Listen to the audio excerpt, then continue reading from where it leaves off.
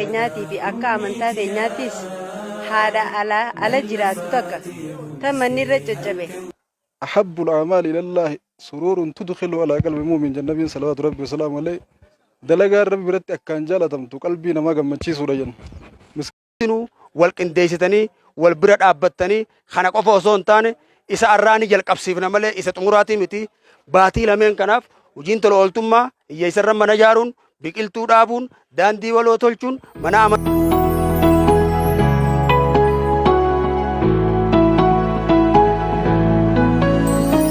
السلام عليكم ورحمة الله وبركاته.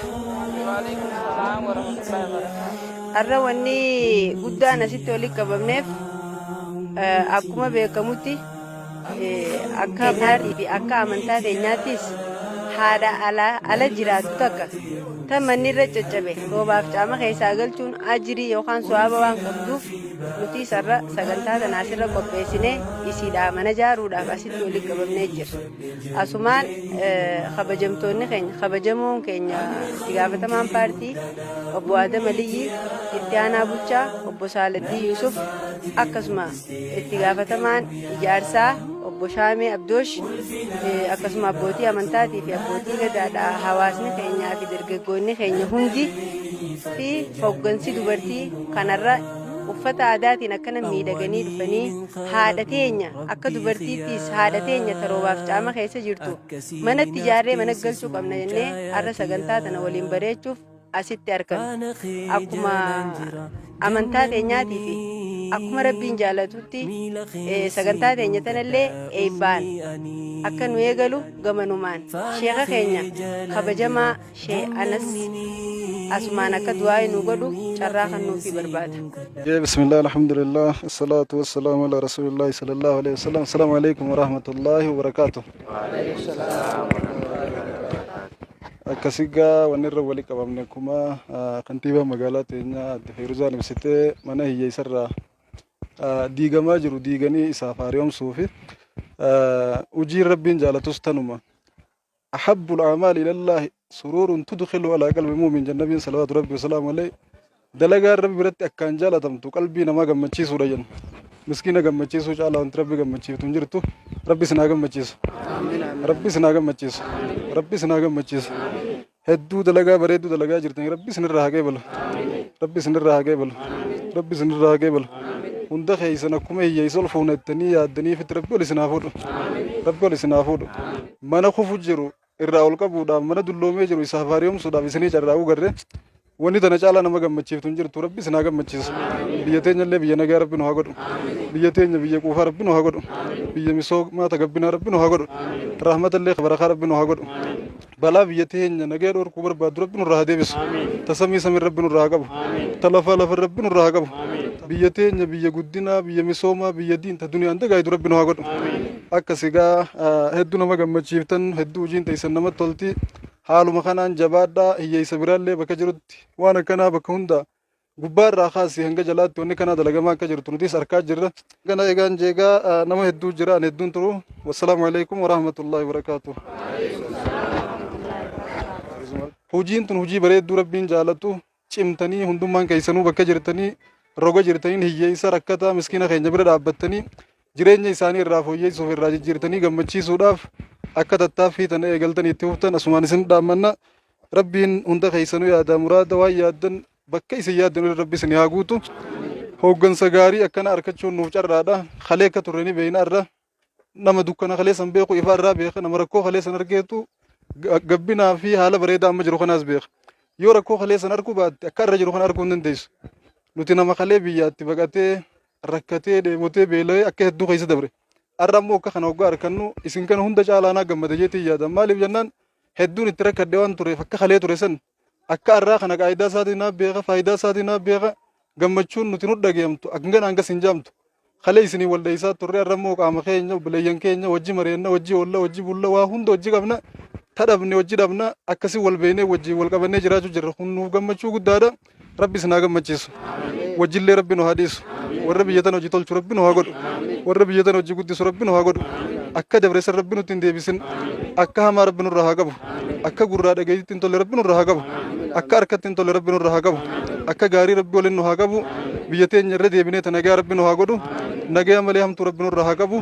angana egaan jeegaa nama hedduu jira an hedduun turu wassalaamu alaikum wa rahmatullahi wa barakaatuh. naga bultanii assalaamu alaikum wa rahmatullahi wa barakaatuh. bismillahir rahmanir rahim jeetiin eegalaaniisi tagaggeeysaa qofan eegalu sheekaan nama oggaa dhaabbata. asalaatu wasalaamu ala rasuulillahi sallallahu alaihi wasallam. maali ilmaan gandaatiimi bakkatti rabbi faarsuu fi ergama rabbi irra nagaa buusuu lagannu jiru yeroo sun dabree jira akka kana rabbi hanga zalaalam nu haa godhu. kabajamoo itti aanaa bulchaa keenya obbo Saaladdii Yusuf, kabajamoo Shaamee Abdoosh itti gaafatamaa ijaarsa paartii badhaadhina aanaa Qarsaa, kabajamtoota hooggansa dubartii keenyaa aanaa keenyaa, kabajamoo kaantiibaa magaalaa Laangee, ummata magaalaa Laangee fi ollaa kanaa, namoota dhimma tola ooltummaa hiyyeessa irratti mana ijaaruudhaaf asitti argamtan hundi keessanuu hojii kana hojjechuudhaaf miira bareedaadhaan asitti dhufuu keessaniif kabaja guddaa isinii qabna. baga nagaan dhuftan isin jechuu barbaanna. kanatti aansuudhaan akka biyya keenyaatti mootummaan jijjiiramaa eega dhufe hojiilee baay'ata mootummaatii fi wantoota adda addaatiin hojjetamuu baay'ee yeroo dheeraa fudhatu humna hawaasaa hirmaachisee humna isaa qindeessee karaa tola ooltummaatiin akka caffeettis akka biyyaattis eega labsamee waggaa 2 dabree jira. isa kana immoo uummanni keenya lapheedhaan fudhatee waamicha paartii isaatii fi mootummaa isaa owwaatee xiqqoo qabu walitti qindeessee qabeenya isaa guddaa humna isaa hirmaachisee waan qabu kennachaa humna isaatiin hojii gurguddoo hojjechaa jira. nuti isuma kana itti fufsiisuudhaaf akka magaalaa Laangeeyitti namoota humna isaaniitiin lafaa ka'anii mana ifira ijaaruu hin dandeenye akka ummata bakka tana jiruuttis akka mootummaattis kallattii kaa'ame lafa qabsiisuudhaaf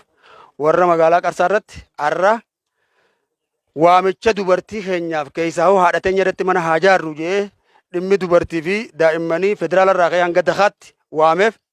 ummanni keenya kan dubartiitis kan dargaggeessaatis kan ga'eessaatis hayyoonni asii walitti qabamnee waamicha sana owwaannee dhimma kana ijaaruuf deemna waan ta'eef hojiin kun akka mootummaatti hojii jajjabeeffamaa akka rabbii guddaatti immoo hojii eebbifamaa waan ta'eef isinillee carraa kanarratti harkattanii humna keessanii fi qabeenya keessan dhimma kana sadaqachuudhaan rabbi isinii gahuu keessaniif takka alhamdulillahi rabbil alamin jaa. maaliif qabeenya keenya ja'amu nagaa raaman irratti haa jiraatu ergamaan rabbii wanni keenya jechuu dandeessan waan gara galli qimsitanii fi waan sadaqattan qofaa jedhan. waan sadaqanne keessaa mana hiyyeessaa ijaarree hojjechuu jirra waan ta'eef humna keenya sadaqannee tan borummaas humna kee maaliif baafte jedhee rabbiin irraa nu gaafachuu taa'u waan ta'eef hojii kana keessatti hogguu hojjettan ni haa gaariidhaan sadaqachuutti hin jiraa jettanii sadaqachuu qabdan jechuudha. ni hachuu qabdan jechuudha. Ankaniin isinii dhaama. Kanaaf kana hojjannaan yoo nuti warri rafaa rahmata walii goone warri gubbaalleen rahmataan isinii godha jaa rabbiin waan ta'eef keessoo qabnutti walii rifannee walii hadoonnee rakkoon obboleessaa rakkoo keenya jennee gaafa nuti hojii eegalle rabbiin tumsa guddaa nuu godha. Kanaaf hiyyeessa keenya tumsuun akka mootummaatti kallattii kaa'amee duratti ittiin wal ceepheessinu san keessaa baanee hojii biyyattiin jijjiiraa jirru waan ta'eef ummanni as jiru hundi wal qindeessitanii wal bira dhaabbattanii kana qofa osoo hin taane isa arraanii jalqabsiifna malee isa xumuraatii miti. Baatii lameen kanaaf hojiin tola ooltummaa hiyyeessarra mana ijaaruun biqiltuu dhaabuun daandii waloo tolchuun mana amantii ijaaruun mana barnootaa ijaaruun hedduun itti fufa waan isa kana keessa karoora galfattanii humna teessan hogguu mootummaan keessanii fi bulchiinsi keessan isin yaame akka jalaarrin cinyeen dhaamsa isinii dabarsuu barbaade. Inni biraa qabeenyi sanduuqa kaayatanii fi baankii kaayatan keenyumaa fi kan dhaalaa keenyaati. Qabeenyi keenya qabeenyuma sadaqatul jaariyaa ittiin ni aannu. Waan akka masgiidaa waan akka mana barnootaa waan reefu laallesan keessatti waan gurguddoo waan taateef isiisan keessatti xiqqoo qabdanii humna qofa osoo hin taane qabeenya keessanis harka diriirsaa akka deemtan waamicha isinii dabarsuu barbaanna. Nuti waan biraa isinii godhuu baannus fayyaadaa jajjabaadhaa jennee isin qindeessuun gahee keenya olaanaa waan ta'eef yoomiyyuu isin bira dhaabbanna. Isin warra mootummaatti akka paartiitti as hoggantan immoo hojii kana karoora keessa galfattanii irraa gaafachaa irraa fudhachaa warra sirriitti dalageen fayyaadee jechaa jajjabeessaa warra immoo isaaniin dhoowwanne yaamtanii mariisisaa kallattii agarsiisaa faagad deebisaa hojii kana akka fiinxaan baastan isinii dhaamuun barbaada. Bulchoonni araddaa hanga danda'ametti nama amansiiftanii mariisiftanii fedhiidhaan humna isaatii fi qabeenya isaa akka gumaachuu godha. Kaan immoo hawaasni akka walit dubbatee wal amansiisu godhuurraa hanafe humnaan wal adabdanii wal tumtanii akka madura dabre san keessatti akka waliin deebifne adaraa. Maaliif namoota yoo rabbiin jeen guyyaa boruu namoota torban gaaddisa arshiin dhaabbata rabbiin jee keessa imaama haqaan dalagu jaanii imaama haqaan dalagu jechuun ka masgida dhaabbatee nama salaachisu qofaa miti. Namni nama hoogganu hundi sadarkaa isaatti imaama waan ta'eef hooggansa kennitan keessatti hadaraa akka nama miine haqa qabeessaan akka dalaydan akka waliin zallamne isin hidhaamuu barbaanna. Baay'ee ulfaadhaa jajjabaadhaa hojii kana itti fufaa jechuu barbaanna. Galatooma. Meeqa bajamoon bulchaa tokko taane milkiidha hundi keenya haa tokkoomnu wal jibbaatu yoo dhukkuba wal jibbarraa fagaannu humnaan qabnu yoo taane jabinni yoo tokko taane humnaan qabnu yoo taane jabinni yoo tokko taane.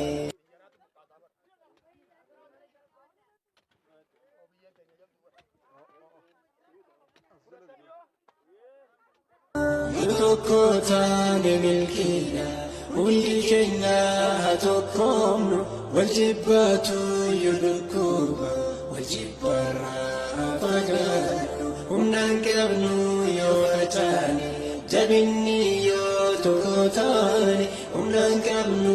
yoo taane jabinni yoo tokko taane. Tokko taane milkiidha hundi keenya haa tokkoomnu wal jibbaatu yoo dhukkuba wal jibbarraa fagaannu humnaan qabnu yoo taane jabinni yoo tokko taane humnaan qabnu yoo taane jabinni yoo tokko taane. Dhimmoota jechuun hawwaaliif rahmatu rakkataa yaatamaa. Hangara fatu wankabundanu bajina labatu lansehin daba